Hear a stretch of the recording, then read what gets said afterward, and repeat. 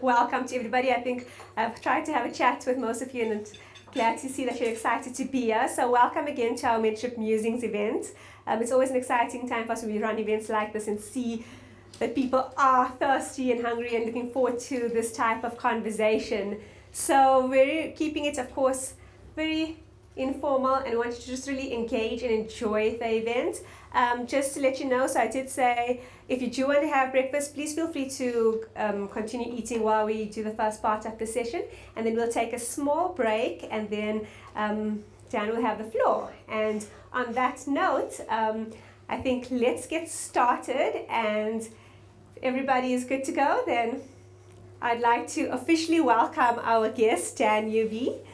And so Dan's down all the way from Malta, from Europe, and we'll hear more about his story. So just to give you the context of our Musings events, it's really around inspired conversation.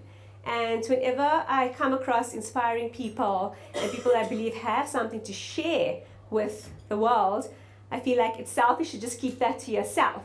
And hence, that's where the idea of starting out these Mentorship Musings events came from, is how do we then have someone who maybe one person has access to, then give access to many. And hopefully as you tell your stories about your experiences, we get that going. I always talk about paying it forward, taking the word forward, but also for yourselves. What are you learning from this? And how do you then take your learnings and effect them in everything from your everyday life, your work life, even as parents, friends, daughters, whatever it may be. Sometimes it's always, you come with a certain perspective that, okay, it's a leadership workshop, so it has to be work, it has to be only in this sphere of my life.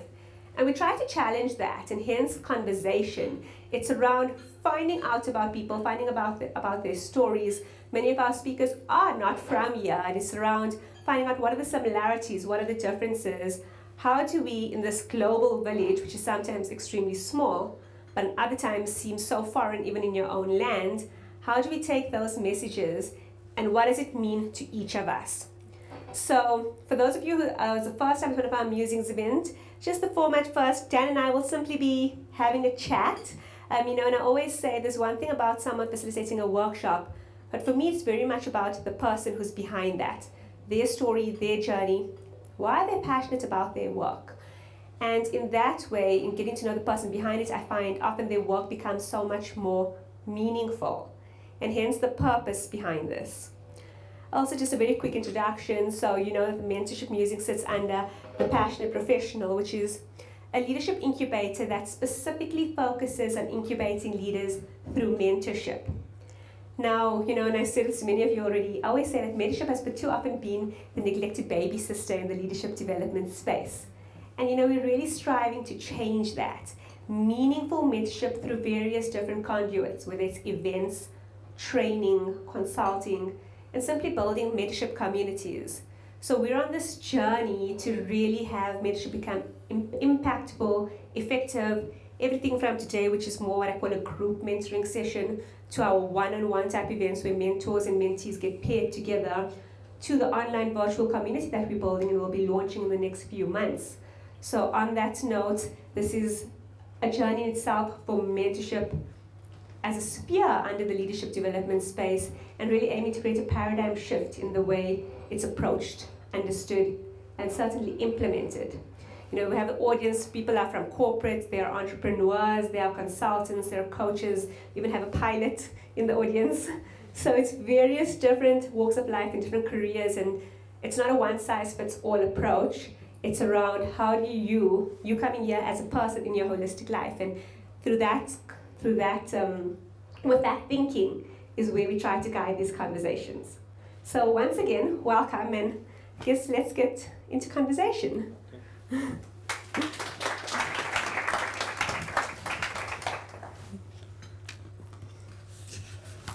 morning. Good morning. Good morning. Yeah? Is that better sound check? Yes. Yeah. Great. So I did a very, very brief introduction, and I know that didn't do justice, but I did that on purpose because I'd really like you to share your background with us, just your journey, your story.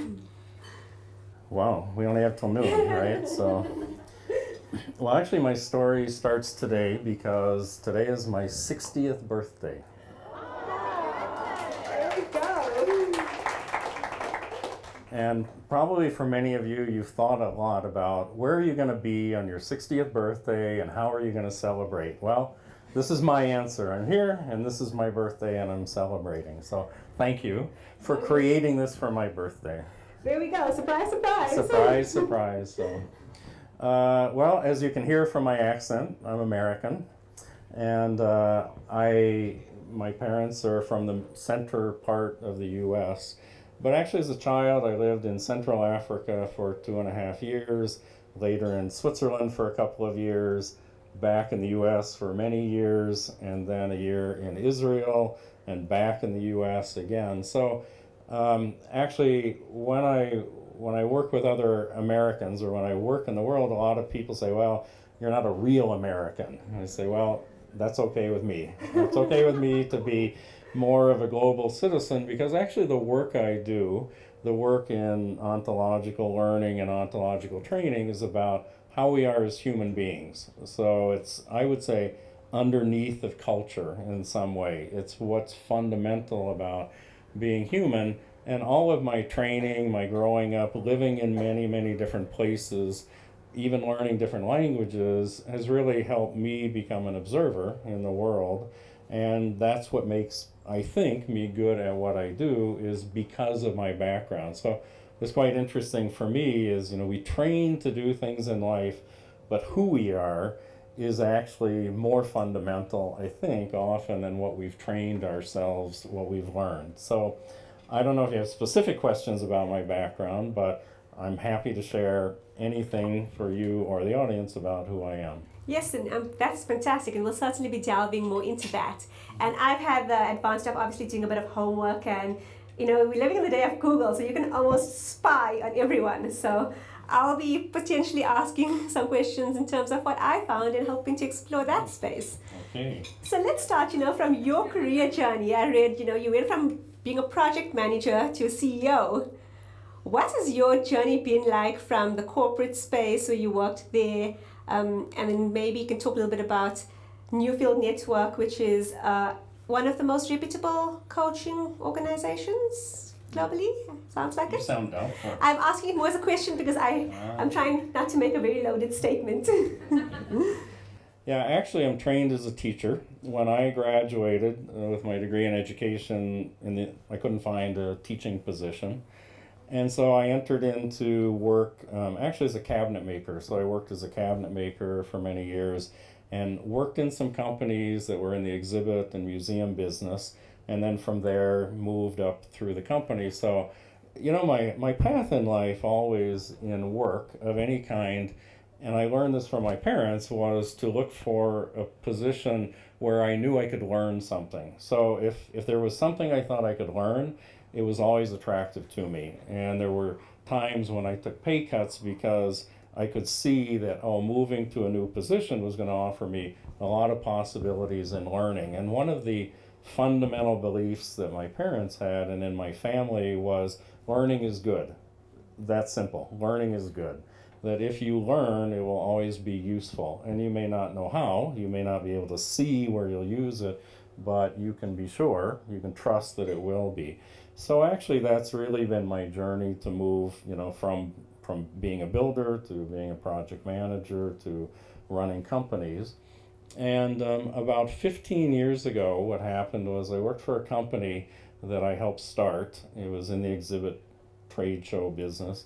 And we're going along, and after a year and a half, suddenly 1 month, what happened was we lost an enormous amount of money 1 month.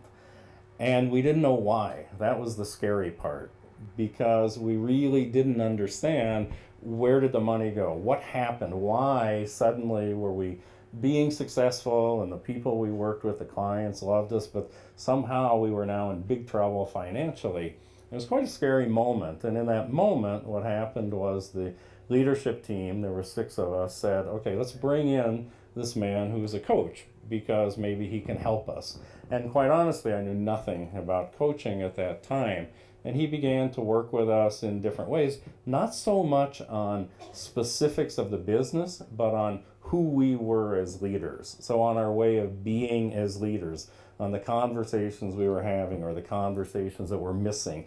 And were they really thorough, complete, clear conversations? Did we understand what was happening when we were speaking with the people on our team? And what about emotions, right? What emotions, what moods were we wanting to generate in the company that would help us move forward? Because you can imagine the mood that would be produced in a company when suddenly you lose an enormous amount of money and you don't know why, right? There's fear, right? There's doubt, there might be distrust. And so the idea for him was to say, as long as those emotions are the ones you're behaving from, you're acting from, you'll stay in the same place. The only way to shift is first to address the emotions or the mood that you have as leaders, but also within your team. So actually we began learning lots of things that for me, I didn't think had really much to do with business. They were new ideas to me. And what I later found out was actually he was trained as a coach. He was working with us in a kind of coaching. He was a graduate of Newfield. And one of the things he said to the leadership team is, I know you don't want to be coaches, but I really suggest you go take this coach training program because of what you'll learn about human interaction. It will make you a better leader even if you never do any coaching in your entire life. So actually, I didn't go to become a coach. I went as a leader, and I went as someone who wanted to be a better leader. And what I discovered there was astonishing, because what I discovered was that, we believe we understand what education is, what is learning, what is education, but actually there's all kinds of things that we don't address. Like I said, emotions, how language works, the body, things like we're talking about today with presence, that actually is a skill and a practice that we can create for ourselves. But we don't teach people this. What we mainly focus on is technical skills. And when somebody gets technically good, we move them up in the organization, and then often they feel out of place and they're not effective at what they do. Why? Not because they're not technically adept, but because relationally they don't understand themselves as human beings or other people in a way that allows them to adapt to a new circumstance. So later, after taking the coach training, I realized that I didn't care so much about in the company what we made, the things we built. I love the clients, but actually what I really enjoyed the most was in my team, helping people on my team grow and learn. And I thought, I want to work more directly with people. I'm trained as a coach. Maybe that's something I could do. And so then I began moving into coaching and working with people in that way. So for me, that's been the journey, and then eventually working with Newfield on staff and being the CEO of Newfield. And the beauty there, and this follows the philosophy of going to a position where I can learn, was to move to Newfield because I knew I would be immersed in this learning every day, day in and day out. So it wasn't so much the job I was going to do, and it certainly wasn't what they were paying me. It was because I knew that there was no place I could learn this any better. And of course, through presenting and training coaches for 8 years and working with organizations, of course, I got much better at it because I was doing it every day and in this conversation. So for me, it was a tremendous gift to do that. And it connected me with people all over the world, which has been also a tremendous gift. And now that's my work, is with a lot of people that I've met through my training and program, is to work with them in their organizations or coaching or helping them become better coaches if they're already trained as coaches. And that's my work today. And I mean, that's actually really fascinating. And I think I counted, you used the word learn over 14 times. So I think it's really a big emphasis on learning. And what you didn't mention was that your journey didn't stop there, because you're now the founder and running an organization called UnlearnRelearn. And for me, I always say, when with my own company, The Passionate Professional, it's all in the name. So when I heard unlearn, relearn, it actually made me stop and think about what that actually means. But give us your perspective on why the name and what do you do there? Yeah. Well, one of the things I've discovered over time is that we talk a lot in life or in organizations about change, and that actually learning and change are, for me, like two sides of the same coin. Is you never change without learning. Any change that happens, you learn something, and you never learn without changing, because as soon as you learn something, you're a different human being. So for me, a lot of when I work with organizations, sometimes they say, oh, we need to change, but change is scary.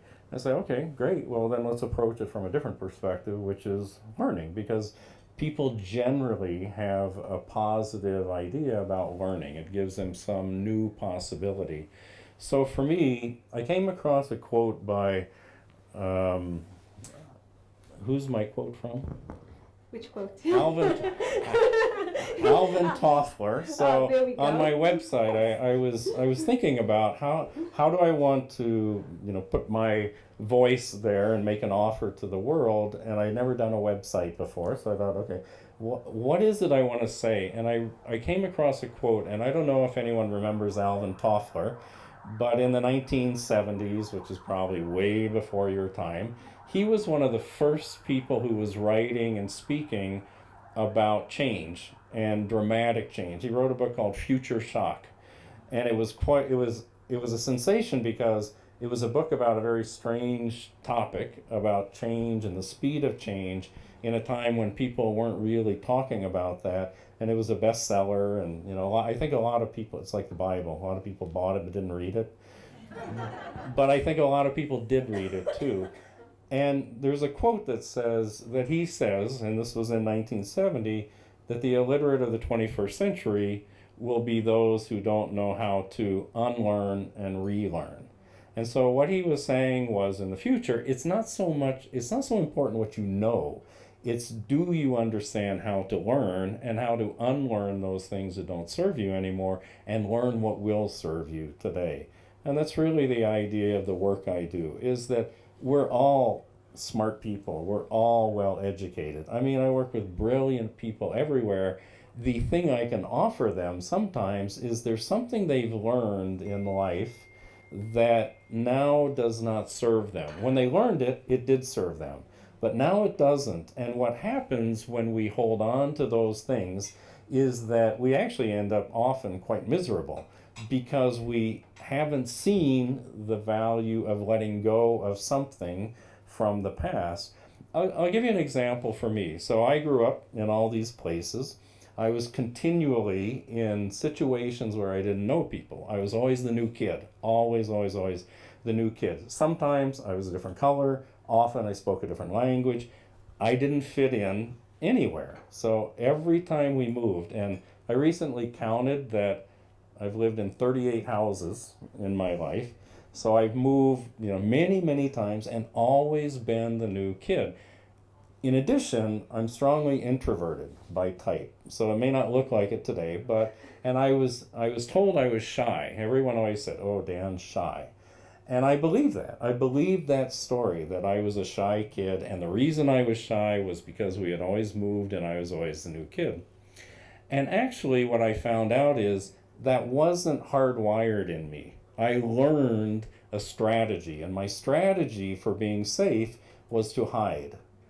So what I would do is I would be invisible. That's how I learned to get through childhood, because I perceived that it might be dangerous in all these new situations, even though my parents would say, no, every situation we were in, of course, you were perfectly safe. But to a 5-year-old, a 6-year-old, an 8-year-old, it felt to me like there might be some danger. So I needed a strategy. So my strategy was to hide. And so literally I learned to be invisible. Yeah. And that I learned, but if you think about the work I do, yeah, it wouldn't serve me today, right? I need to be able to speak. I need to be able to be seen. And I had to learn over time how to make that change and to see that it's not that I was hardwired to go hide and be invisible or even to be shy. No, I learned that as a strategy, but later in my life, it didn't serve me. So somehow I had to declare that, That's a strategy. I learned it. It doesn't work anymore. But I'll tell you that even today, what happens to me when I go into a room of people I don't know is my body wants to go stand in the corner and watch until I feel safe, and then I'm fine to engage. But it's not shyness, it's just simply my body's learning that happened, 50 years ago or longer, that still lives there. And now I have to be aware and conscious that, if I go, it's important to step in and to meet people and greet people and to invite them into conversation. So this is, for me, what we're talking about. We're not talking about how you do arithmetic. We're talking about how you function as a human being. And all of us have learned particular strategies growing up that no longer serve us. Sometimes we realize we've learned it, sometimes we don't. But the learning, and what the word ontological means in this context, is that, can I continue? Yeah, well, you actually just prompted my next question, because that was, around, he's really started speaking a lot about learning, and something you mentioned very early up front is, in organizations, people are typically promoted on their technical skill. But a lot of what you're talking about, your learning here, is everything from your language to your body to movement and in the space of the person. And hence, it was leading up to where you just took off now. That sits under the technical terminology of ontology. So, and I think not many people are really familiar with that just yet. So I did want you to delve into ontology, but specifically ontological leadership. Okay. And you stop me if I talk too much. You go for it. I will. I'm shy. So once I get started, there's no shutting me up. So, okay. So a little philosophy. If you studied philosophy, one of the things you might have learned is, well, what is an ontology? Because it's a philosophical term, and really it just means a theory or a belief about anything. So, for instance, you could have an ontology of food, like, what is it? Why do we eat? What do you believe food is? Right? Is it vitamins and carbohydrates or is it what feeds your soul? Or is it something that we focus social occasions around that creates a community? What is food? Like, how do you think about what food is an ontology. It's a theory or an idea about that. So, for instance, money, right? People have a different ontology or belief around what is money. What is it? Well, what we're talking about is, what's our ontological belief? What's our understanding of what is it to be human? That's actually what we're talking about in ontological coaching or learning or leadership. And here's how it used to be. So, about 400 years ago, a brilliant French mathematician, René Descartes, said something most of us have heard, which is, I think, therefore I know. Yeah, actually before that he said, I doubt, therefore I think, therefore I know. That's how I know I exist as a human being.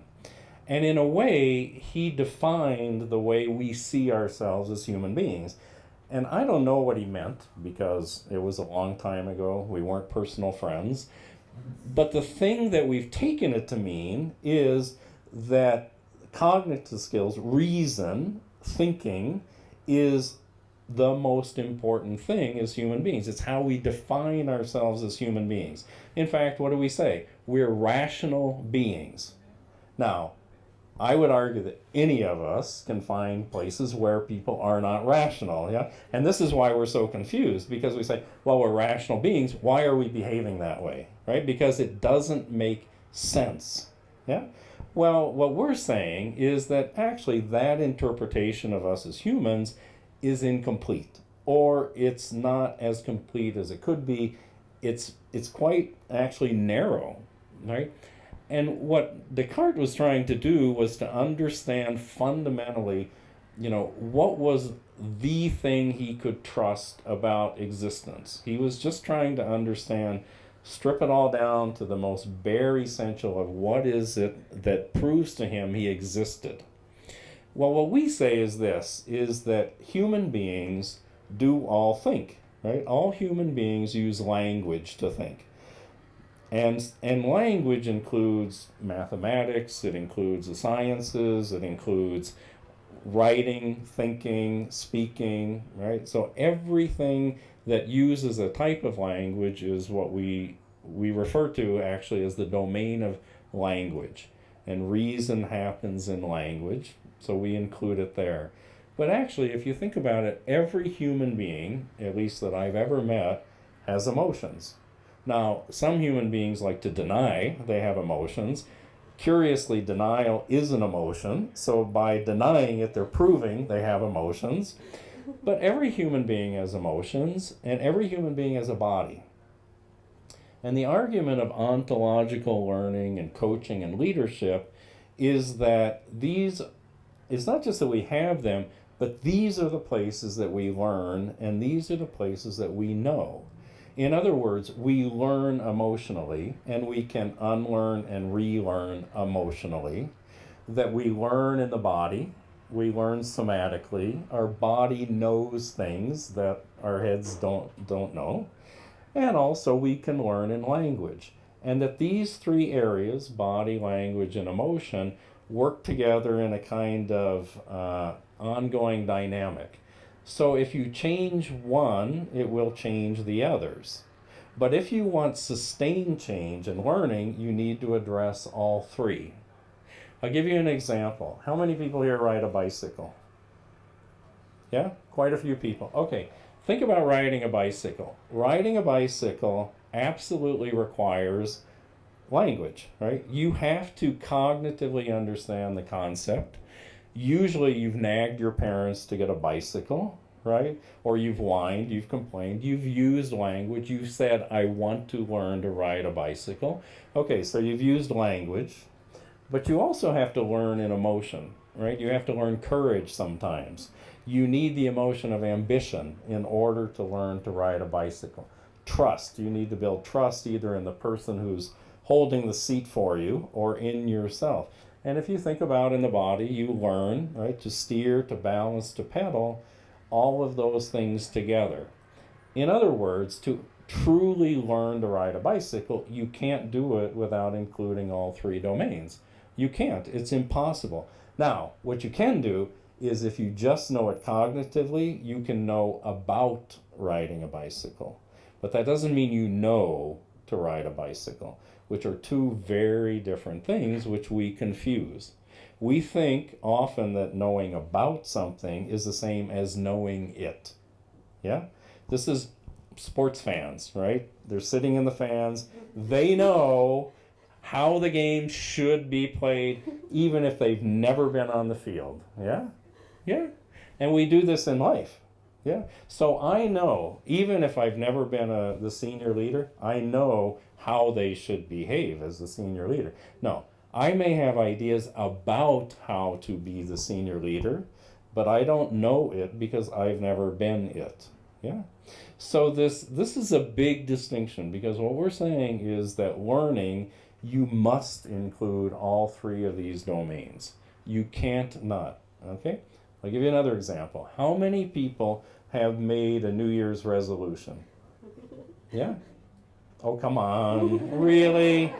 Be honest. You're not putting your hands up because you're embarrassed because you don't live that resolution today. But most people, or many people, have made New Year's resolutions. So what happens? You have a glass of champagne. You say, this year I'm going to the gym, right? Every week or every day, 360 days this year. And then you don't do it, okay? Tell me why.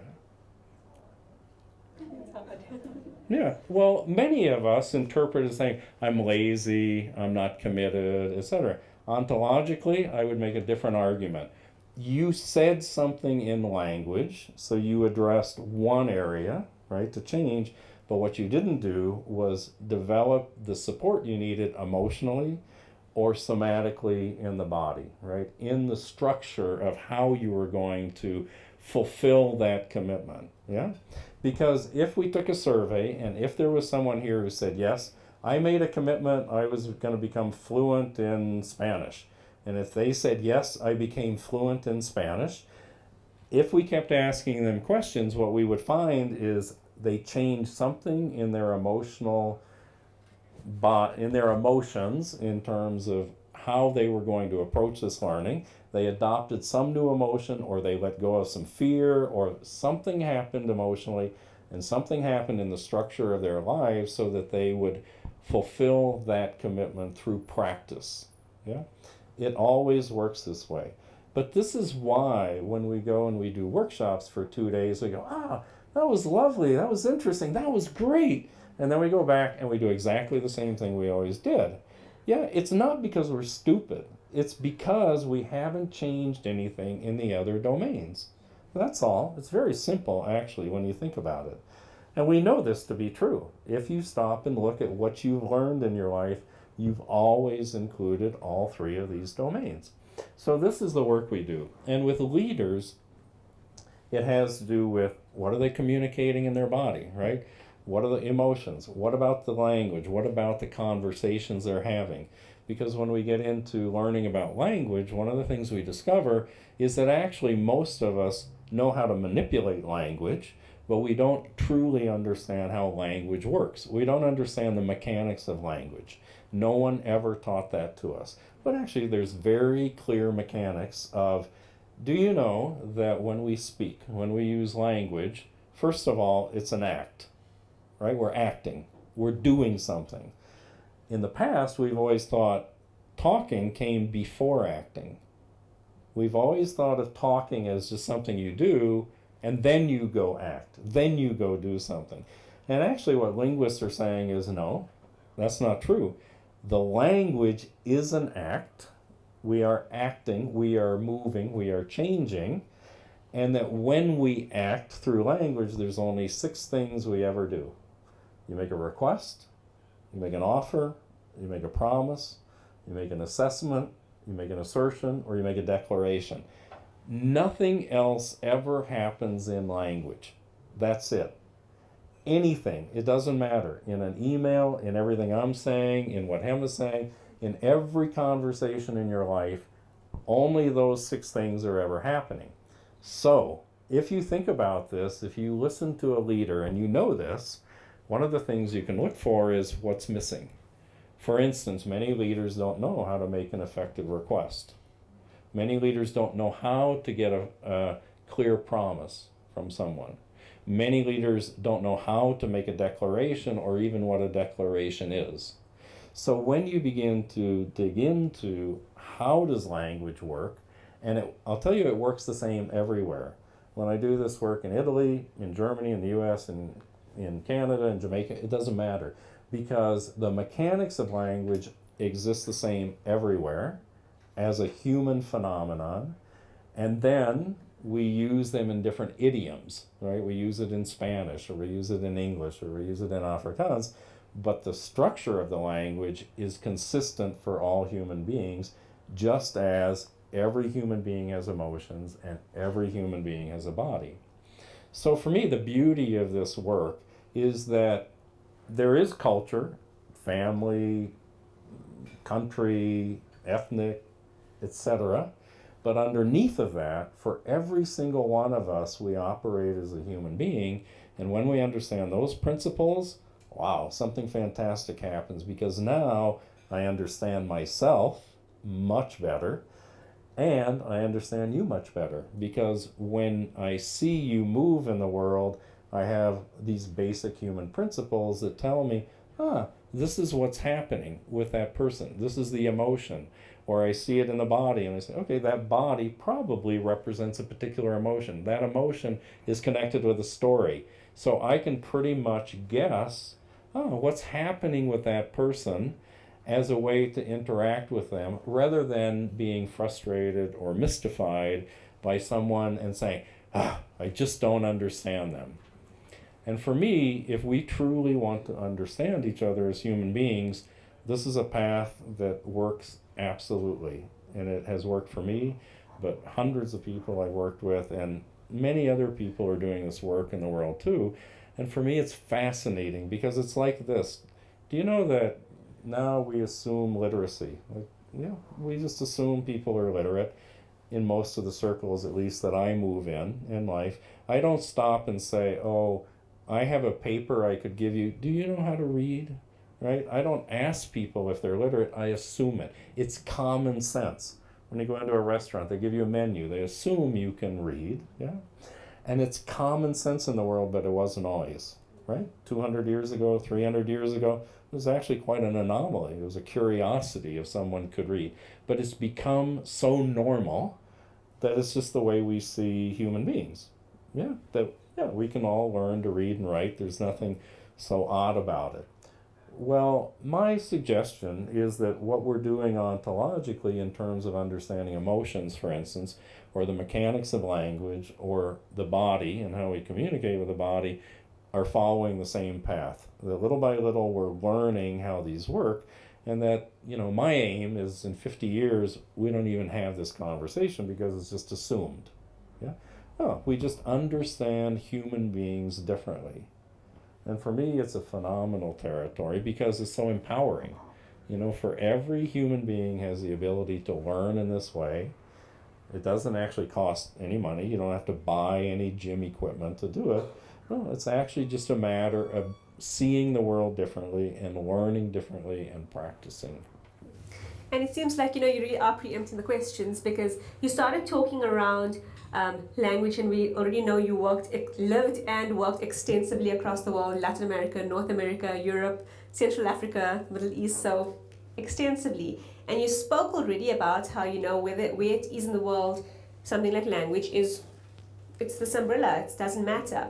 But I'm approaching it from a different perspective, right? So cross-culturally, and specifically under the sphere of leadership development, how is the ontological work, or the principle of it, what's the receptivity? So as individuals, yes, what you're saying, the principle is that each of us can practice this irrespective of our culture. But when you go into new cultures, new territories, so in South Africa, ontological coaching and just ontology practice in general is still very new. The receptivity of the market then sometimes is uncertain. So in doing your work, what has been the differences in the different environments that you work in? And especially, they talk about leadership development being anywhere from its infancy to, a lot of people look to the West, they look to America saying they're the leaders in developing leaders. What's your viewpoint on that, again, with the ontology umbrella?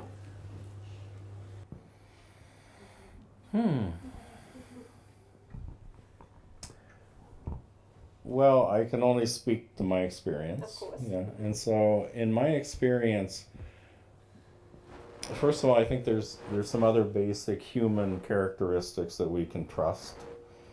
I believe that humans can't not learn. I believe humans must learn to survive.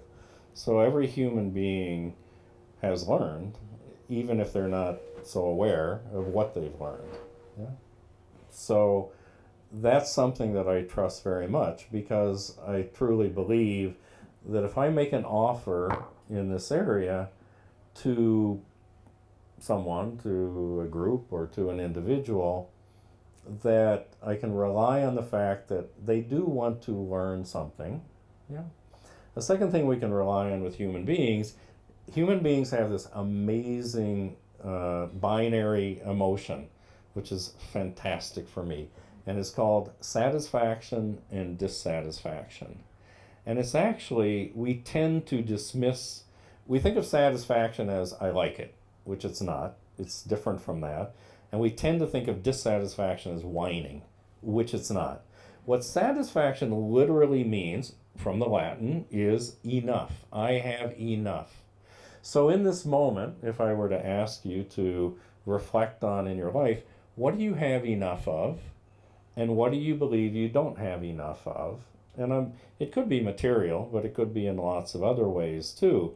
But it's actually a tremendous guide when we listen to it. Yeah? Because when we're dissatisfied, it's pointing to what we would like more of in our lives. And when we're satisfied, we say, okay, I have enough. But one thing we can rely on with human beings is that we all experience dissatisfaction, and dissatisfaction is pointing us somewhere in terms of something. And what I would argue is it's often pointing us to where we want to learn something. So actually in my work, often what I do is to help people understand this distinction and then ask them, and this is how it's related to coaching, is, well, as a leader yourself, what is it that you're dissatisfied with? What would you like more of as a leader? Yeah, let's start there. And most leaders I work with have had feedback, they've had 360s, their bosses have said something, or HR has said something, people on their team have said things, and they have a sense of, there's something they could be better or do better. There's something they would like to change. I have a coachee in Italy who was very successful in marketing. He has his own company. I think any of us would say, wow, what an amazing guy. Lovely man. And he came to me and he said, yeah, that's all true, but let me tell you, my dissatisfaction is that although I have good relationships with the people who work for me, I don't feel very connected with them. I'd like to feel more connected with them. I think that would be good. Okay, let's work there. So as a leader, it wasn't learning what we might typically think of a skill of leading. It was, how could he change himself in order to produce more connection with the people in his company? And what I would say is this, is everyone has dissatisfactions. Everyone is capable of learning, and if you meet them where they are, that actually they're quite accepting to learning. And this is a place for the teacher or the coach to be very aware and very respectful, is that whoever that human being is whoever that human being is. They're not who I want them to be, and it doesn't matter who I want them to be. What matters is, who are they?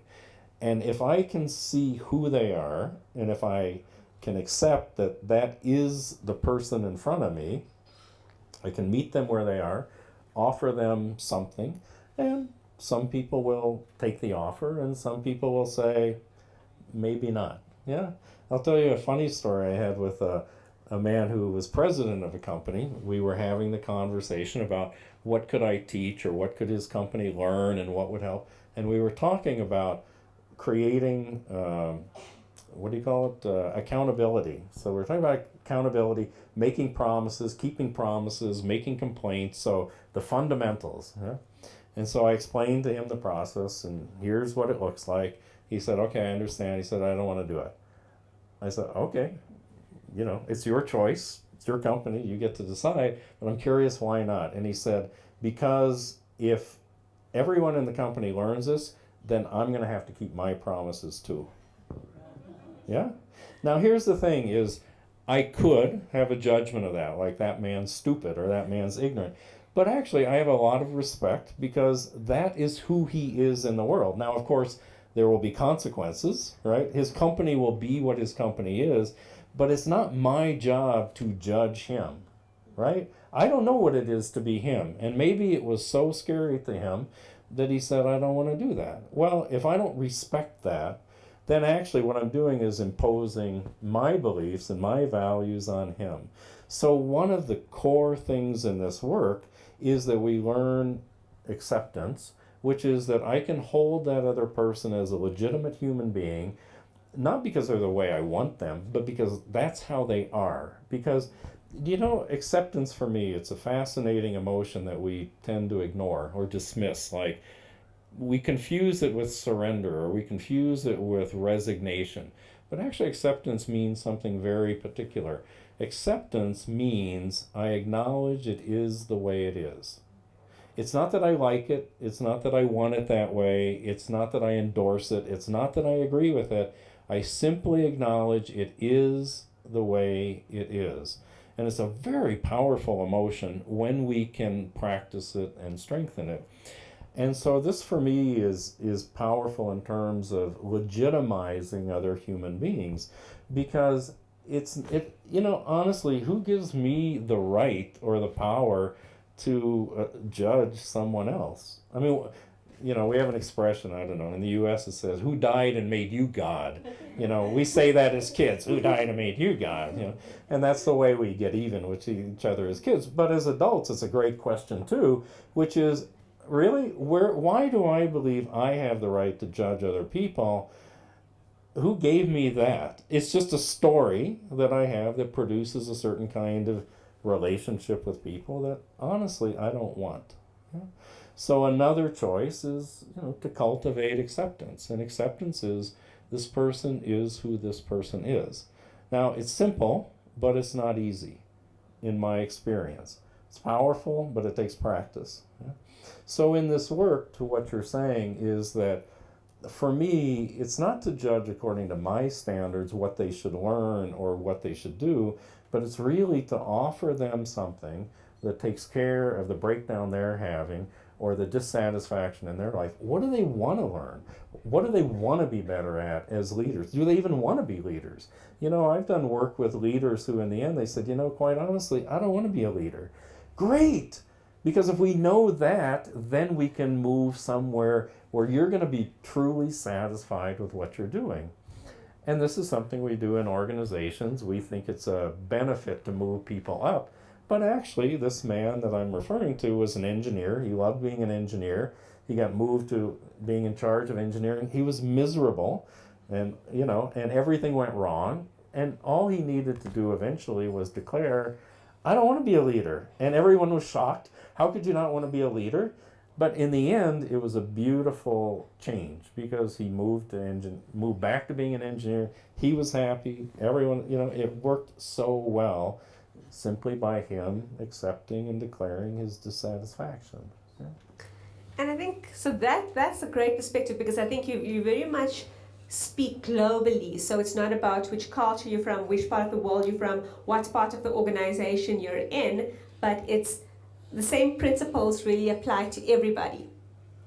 Having said that, and I guess evidence in the room here, but I want to specifically speak about your experience with women in the leadership space, right? So the fascinating thing for me about ontological coaching is around, the triage of your mind or emotion, body, and language. And as women, and it's also just the way language is used, often people see emotion as a negative because, you mustn't get emotional at work, or don't call on you, think with your brain, not with your heart.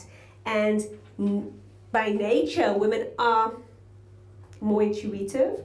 We call on gut feeling in different ways. And I know I'm obviously speaking generally, but we are perceived to be more in touch with our emotion.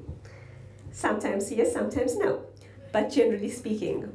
So in this space of this, as much as you speak about everyone being receptive as individuals, what is, if anything, your experience with women in the ontological space or women in leadership in this sphere? Well, I am a different observer than you are, so I might say what you said differently in this sense. I might say that, my experience with every human being is they have a range of 200 or 300 emotions. I don't care if they're women or men.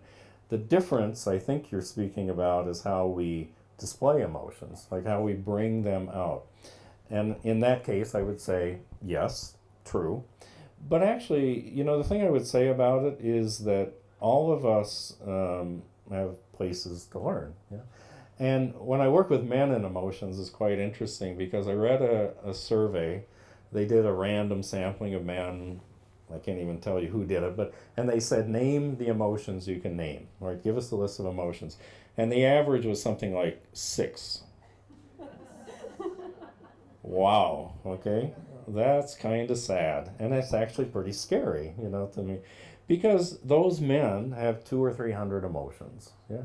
And what's missing, what I would say is, it's not that they don't have them, it's that they're emotionally ignorant. They just don't know. They don't know how to name them. It's not that something isn't moving here, that there's not the energy. It's that they don't have the distinctions to know what they are and to name them. But let me give you another example, which is this. There's something with emotions that we can learn, which is the difference between reacting and responding. Okay? So when I react out of an emotion, I do what my body automatically wants me to do. Okay, so in anger, my reaction is to punish the source of injustice. That's how we ontologically define anger. It's that I perceive something I believe is unjust. Someone is the cause of that, yeah. And we call it our predisposition. The way my body wants to move, what I want to do is to punish that person. If I see someone kick a dog, right, and I perceive that's unfair, what do I want to do? I want to go, hit that person. That's what anger is. Now, here's the difference, is that I have a predisposition in anger, but it won't necessarily resolve my concern, the injustice. The fact that I go hit that person may not resolve the injustice of them kicking that dog, right? So then the question is, how would I respond out of anger? What would need to happen? What would need to change for me to resolve that I think is unjust? But that doesn't take a loud voice. That doesn't take screaming. That doesn't take display of anger. What it takes is me to do something that resolves that injustice, which may be a request. It may be setting a standard. It may be, never letting that person near dogs. It may be lots of things, but it's not necessarily yelling and screaming. So I think when we can understand emotions better, we can also begin to see that, wow, so I've been accultured as a man not to display emotions, in fact, not to think about them, in fact, not even to name them, just to ignore them. And that's why I'm ignorant, right? I've ignored them. And women have been acculturated in a different way, but I would also say women in different cultures are acculturated differently around emotions. So the fact is that none of us do it the same way, yeah? Because even if you had a sister, grew up in the same house, same culture, everything, the way she displays emotions, the way you display emotions may be completely different, yeah? Even though you're both women, you're both... Yeah. So for me, what's better to focus on, or more useful to focus on, is where are we blind? What are we blind to? Because we're all blind, it's just that we're blind in different ways, yeah? I'm blind to things. The only difference between me and some other people is I know I'm blind in certain things, yeah? So I don't assume that I can see. I'll give you... I had a woman when I was teaching courses for Newfield. I got assigned some coachees. So I had a woman who was a coachee in Washington, D.C. And so I'm talking to her on the phone to begin our coaching. And I said, what do you want to know about me? She said, I want to know how many people of color you've coached. Oh, well, okay, I don't know. Let me think. I said, I don't know. I made up a percentage, something like this. And how about women? And I said, well, actually a lot, because there's a lot more women who are interested in coaching than men. And so, but in the end I said, tell me why that's important to you. And she said, because I'm not sure that you can be a good coach for me because you're not a woman and you're not black. And I said, okay, great, let's talk about that, because actually what a coach is someone who sees the world differently than you see it, because you're blind to certain things that the coach may be able to see and may be able to invite you to see, in which case then you can change, you can make different choices, you can have different outcomes in your life. But if I see the world exactly the way you see the world, I can't ask you those questions because I'm blind in the same way you're blind. And she said, oh, okay. And I said, well, let's try it. And if it doesn't work, you let me know. Well, at the end of the course, she apologized to me because she said, I had no business asking you those questions. I said, no, actually it's perfect. That was fantastic that you asked me those questions because it helped you learn about coaching and about what we're talking about here, which is we're different observers, and it's so valuable. We need that. I need people who see the world differently than me. If it depended on me to build airplanes, we'd all be in a lot of trouble. Yeah? And I wouldn't be in South Africa because I don't see the world the way an engineer sees the world. I don't. I see a different world. And the world I see, the world I'm really attracted to, is the world of human beings, how human beings understand themselves, how human beings interact and have relationships, how we make choices, how we make mistakes, how we correct mistakes, how we build trust. Because what I would say is, that's us. That's all there is. Everything else is what we've created, which is great, and it's fantastic. And I have an iPhone and all that. It's fantastic. But I think fundamentally what everything in business depends on is the human being. And if we don't understand ourselves very well, how can we be the best we can be at having companies or having teams or being leaders or being mothers or being fathers? How can we? I could go on and on. Well, that's just it, because you speak so passionately about the work that you do, and for me that's always a tear-bringer for someone who's going to be very successful in what they do, when it comes from the right place. So you've already achieved, executed, effected so much amazing work, so much change in the leadership space. So in closing, where to from here for you? Taking this passion, what does the next few years look like? Where else in the world are you moving to? I have no idea.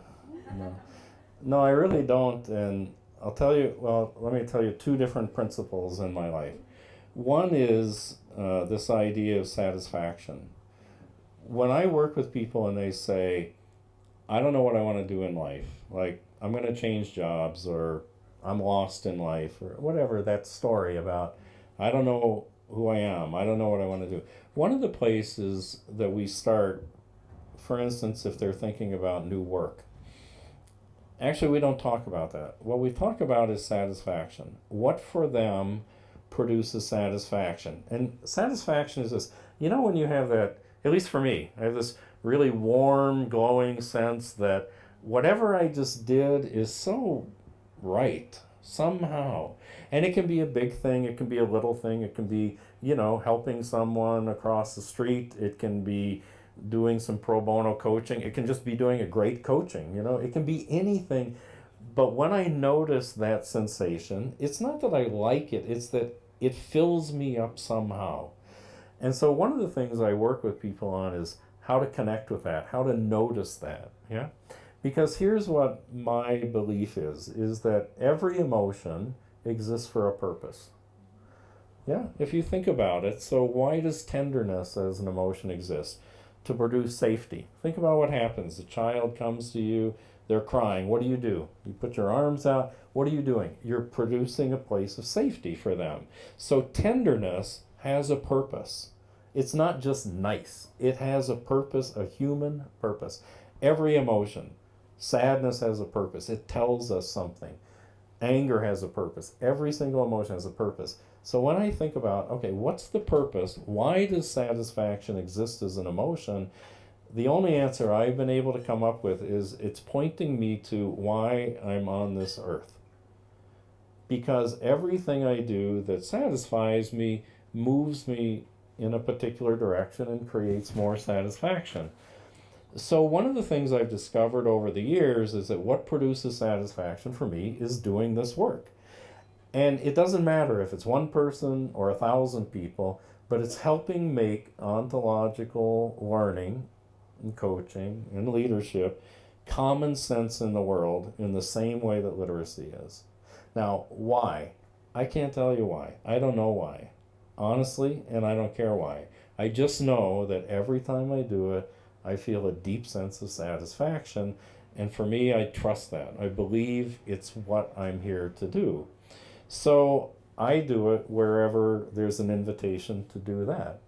And quite interestingly, I notice in my life that energy shows up in different places. I don't always know why. And right now the energy is in South Africa, it's in Italy, and it's in the US. And now also there's an emerging energy with doing work online in virtual learning. Why? I don't know. But for me it's enough just to notice it and then to say, okay, well, let me go there. Let me see what's there. Let me see what that energy is.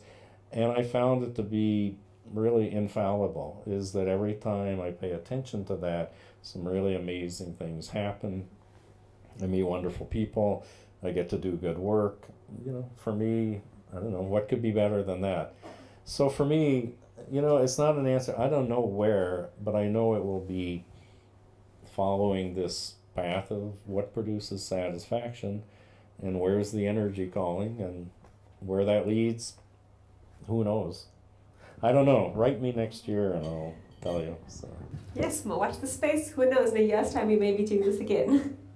So on that note, and I think that's, for me, this is powerful because, again, someone could stand up here and run a workshop or to teach you something and you could learn, but just in a very short time, learning about you, learning about your background, and certainly, again, your passion coming through, for me, that has a lot more purpose and meaning as well. But having said that, you didn't just come here this morning for a bit of a talk show. It's about walking away with practical, tangible tools that you can start practicing from the minute you step out that door, or as I believe, still while you're in this room.